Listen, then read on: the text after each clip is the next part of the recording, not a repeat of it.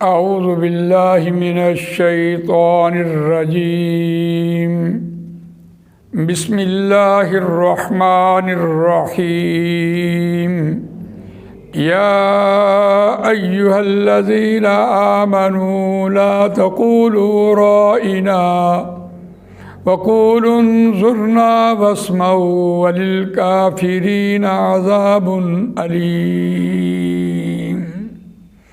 صدق اللہ العظیم۔ رب اشرح لی صدری ویسر لی امری واحلل عقدۃ من لسانی یفقہوا قولی۔ اللہم ارنا الحق حقا وارزقنا اتباعہ وارنا الباطل باطلا وارزقنا اجتنابہ، آمین یا رب العالمین۔ دوستو اور بزرگوں، سورہ بقرہ آیت نمبر 104 آپ کے سامنے تلاوت کی ہے۔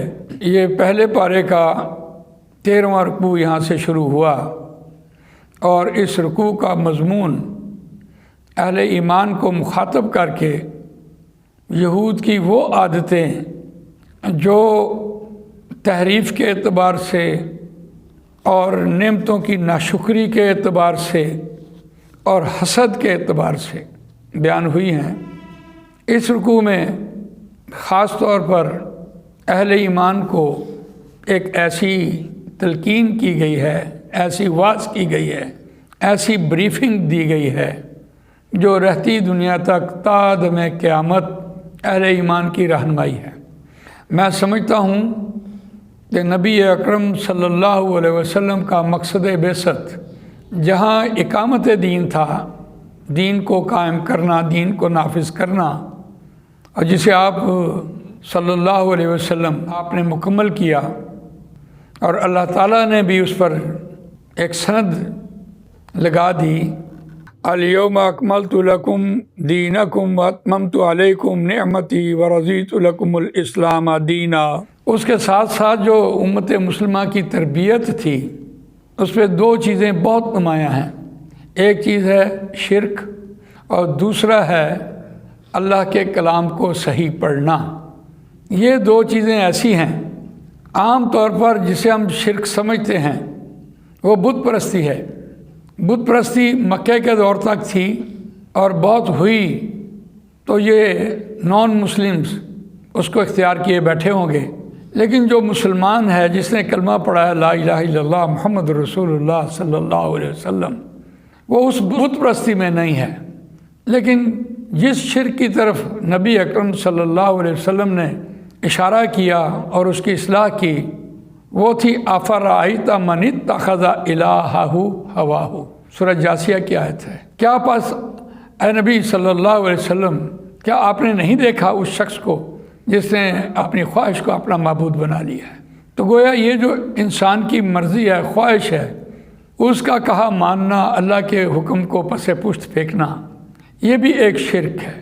اس کی اصلاح اور قرآن مجید کو صحیح پڑھنے کے اعتبار سے رہتی دنیا تک کی اصلاح، یہاں سے یہ قرآن مجید کا 13واں رکوع شروع کیا، اور اس رکوع کا خاص مقام یہ ہے کہ اہل ایمان کو مخاطب کر کے یہاں سے بات کی ہے۔ اس سے پہلے ہم نے 12 رکوع پڑھے ہیں، اس میں یا ایھا الذین آمنوا مخاطب کر کے نہیں کہا۔ گویا اس کا شان نزول اور اس کا مقام ایک منفرد مقام ہے، اور وہ نبی اکرم صلی اللہ علیہ وسلم کی صحبت میں ایسے مسلمان جو یہودی سے مسلمان ہوئے، اور ان کی زبان طبرانی زبان تھی، اور جب کوئی بات انہوں نے دوبارہ پوچھنی ہوتی، ریپیٹ کروانی ہوتی، بات سمجھ نہ آتی، تو ان کے لیے قرآن مجید نے ایک لفظ عربی زبان کا رائنا، ہماری طرف دیکھیے، ہماری طرف رعایت کیجئے، دہرا دیجئے، یہ عربی کا لفظ ہے رائنا۔ لیکن ان مسلمانوں نے جو یہود سے مسلمان ہوئے، انہوں نے اپنی زبان میں، طبرانی زبان میں اس لفظ کو آدھی آواز سے پوری آواز میں پڑھا، رائنا۔ اور رائنا، رائنا اور رائنا دونوں آوازوں میں آدھی آواز اور پوری آواز کا فرق ہے۔ اگر آدھی آواز سے پڑھیں تو ہماری طرف رعایت کیجئے، دیکھیے، اور اگر اسے رائنا کہیں تو اس کا مطلب حد تک عزت ہے، تو یہ عربی لوگوں کو اس بات کا علم نہیں تھا، کیونکہ عربی تو عربی جانتے ہیں، تبرانی تو نہیں جانتے۔ اور اللہ تعالیٰ نے اس آیت میں خاص طور پر اس ایک شرارت کو نمایاں کیا ہے جو یہود کی طرف سے آ رہی تھی، اور مکے کے لوگ جو عربی جانتے تھے انہوں نے بھی اس لفظ کو اختیار کیا۔ کچھ آواز کے اعتبار سے سریلی آواز لگی اور کچھ بلی بلی بھی لگی، اور انہوں نے بھی رائنا کو رائنا کہنا شروع کیا۔ تو یہ تھا اس آیت کا شان نزول۔ اللہ تعالیٰ نے اہل ایمان کو مخاطب کر کے کہا، اہل ایمان تمہیں اس بات کا پتہ نہیں ہے کس نیت سے، کس غرض سے یہ رائنا کہہ رہے ہیں، وہ غرض اور وہ نیت تو اللہ کو پتہ ہے۔ اب تم اس لفظ کو چھوڑ دو، اس کی جگہ پر نظر ینظرو ہماری طرف دیکھیے، اس کو اختیار کرو۔ یہ آیت کا ترجمہ سنیے، یا ایھا الذین آمنو، اے وہ لوگوں جو ایمان لائے ہو، لا تقولوا رائنا، نہ تم کہو رائنا، اب اس لفظ کو چھوڑ دو، رائنا نہ کہو، وقولوا انظرنا، اور تم کہو انظرنا، ہماری طرف نظر کیجیے۔ بلا شبہ رائنا کے معنی بھی یہی تھے کہ رعایت کیجیے، ریپیٹ کر دیں، لیکن اس لفظ کو یہود تو نہیں میں کہتا، ان لوگوں نے جو یہود سے مسلمان ہوئے اور انہوں نے تبرانی زبان میں اس لفظ کو رائنا کہنا شروع کیا، تو اللہ تعالیٰ نے یہاں اس لفظ کو بدل دیا انظرنا سے۔ واسمعوا، اور غور سے سنا کرو تاکہ دوبارہ محتاجی نہ رہے، پوچھنے کی حاجت نہ رہے۔ وللکافرین عذاب علیم، اور واسطے کافروں کے دردناک عذاب ہے۔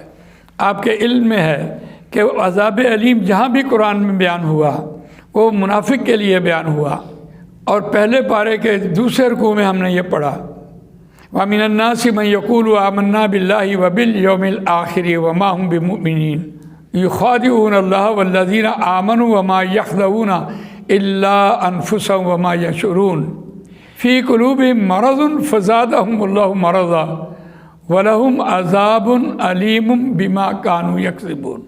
ان کے جھوٹ بولنے کی سبب اللہ تعالیٰ نے ان کو دردناک عذاب کی وعید سنائی ہے، اور وہی دردناک عذاب ان کافروں کے لیے ہے جو انکار کرنے والے ہیں۔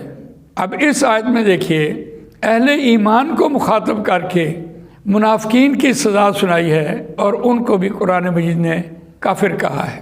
گویا ایک تو ہوتا ہے قولی انکار کرنے والا، اور ایک ہے عملی انکار کرنے والا۔ قولی انکار کرنے والا تو کافر ہوا، اور جو عملی انکار کرنے والا ہے زبان سے اقرار کرتا ہے لیکن دل سے اور عمل سے انکار کرتا ہے، اور وہ عملی انکار کرنے والے کو بھی قرآن مجید نے منافق کے درجے میں رکھا اور عذاب علیم سنایا۔ تو دلیل آپ نے سنی ہے، لیکن یہی مضمون الفاظ کو بدلنے کے حوالے سے آیت نمبر 59 آپ پڑھ کے آئے ہیں، فَبَدَّلَ الَّذِينَ ظَلَمُوا قَوْلًا غَيْرَ الَّذِي قِيلَ لَهُمْ فَأَنزَلْنَا عَلَى الَّذِينَ ظَلَمُوا رِجْزًا مِّنَ السَّمَاءِ بِمَا كَانُوا يَفْسُقُونَ، اور انہوں نے بدل دیا، جنہوں نے ظلم کیا، بات کو جو ان سے نہیں کہی گئی تھی۔ ان سے کیا کہا گیا تھا؟ وَإِذْ قُلْنَا ادْخُلُوا هَٰذِهِ الْقَرْيَةَ فَكُلُوا مِنْهَا حَيْثُ شِئْتُمْ رَغَدًا وَادْخُلُوا الْبَابَ سُجَّدًا وَقُولُوا حِطَّةٌ نَغْفِرْ لَكُمْ خَطَايَاكُمْ وَسَنَزِيدُ الْمُحْسِنِينَ۔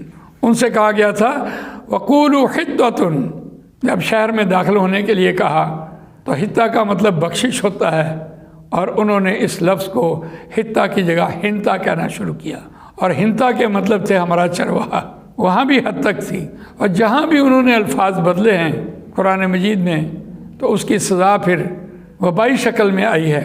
فَأَنزَلْنَا عَلَى الَّذِينَ ظَلَمُوا رِجْزًا مِّنَ السَّمَاءِ بِمَا كَانُوا يَفْسُقُونَ۔ تو یہ ایک سزا سنائی، اور سزا طاعون کی شکل میں بیماری تھی، وہ وبا تھی، اور یہی مضمون آیت نمبر 46 سورہ نساء کی، من الذین ہادوا یحرفون الکلم عن مواضعہ، اور ان لوگوں میں سے جو یہودی ہوئے وہ بدلتے تھے بات کو اس کی اصل جگہ سے، اور وَيَقُولُونَ سَمِعْنَا وَعَصَيْنَا، اور وہ کہتے تھے ہم نے سنا اور ہم نے नाफरमानी की। वस्मा गैर मुस्मइन, सुनो, वराइना लय्यम बेअलसिनतिहिम, और उन्होंने राइना को अपनी ज़ुबानें मोड़कर राइना कहा। वतानन फिद्दीन, और उन्होंने दीन में ताना किया। वलौ अन्नहुम क़ालू समिअना व अतअना, और अगर ये कि वो कहते हमने सुना और हमने कहा माना, और सुनते और वंजुरना लकाना खैरल लहुम, और वो सुनते और कहते कि हमारी तरफ नज़र फरमा दीजिए तो बेहतर होता वास्ते उनके। वह अक़वामा, और वो उस पर खड़े रहते, कायम रहते। वो उस पर कायम नहीं रहे, कुरान मजीद ने यहाँ उनके ऊपर मोहर लगा दी। वलाकिन लअनहुमुल्लाहु बिकुफ्रिहिम, और लेकिन अल्लाह ने उन पर लानत भेज दी। बिकुफ्रिहिम, उनके कुफ्र के सबब। फला युमिनूना इल्ला कलीला, बस नहीं वो ईमान रखते मगर थोड़ा। तो यहाँ देखिए कुरान मजीद ने उस आयत की मज़ीद तफसील हमारे सामने रखी है। आयत नंबर 104 में बयान की थी। माहासिल इस आयत का ये हुआ कि जो हमारी आवाज़ें हैं, रहती दुनिया तक एक इस्लाह है। ज़बर की आवाज़, आधी आवाज़, और खड़ी ज़बर की आवाज़, पूरी आवाज़। लाम ज़बर ला, अलबत्ता ज़रूर, और लाम ज़बर अलिफ ला नहीं के मानी देता है। और अगर आधी आवाज़ से पूरी आवाज़ में कुरान मजीद पढ़ा जाए तो यकीनन मानी तब्दील होते हैं। कुरान मजीद ने इस आयत में आकर और उस शान नुज़ूल के हवाले से और उस मौके और मुनासबत के हवाले से हमारी रहनुमाई की है। अल्लाह ताला मुझे आपको कुरान मजीद पढ़ने, समझने, इस पर अमल करने, इसको दूसरों तक पहुँचाने की तौफ़ीक़ अता फ़रमाए। सुब्हानक अल्लाहुम्मा व बिहम्दिका नशहदु अल्ला इलाहा इल्ला अंता नस्तगफिरुका व नतूबु इलैक।